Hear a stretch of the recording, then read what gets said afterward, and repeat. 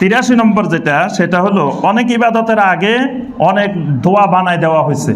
কেউ কোনো যুগে কেউ নির্দিষ্ট নাম জানা যারা কেউ একজন হয়তো কোনো এক সময় বানাই দিছেন।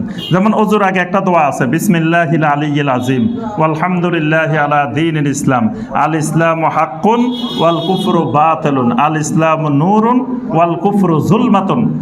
এইরকম দোয়া বানানো থাকে। অথচ ওযু শুরু হবে, নবী সাল্লাল্লাহু আলাইহি ওয়াসাল্লাম লা ওযুওয়া লিমান লাম ইয়াযকুর ইসমাল্লাহি আলাইহি, যে বিসমিল্লাহ বলে ওযু শুরু করে নাই তার ওযু হবে না। তাহলে ওযুটা শুরু হবে শুধু বিসমিল্লাহ দিয়ে।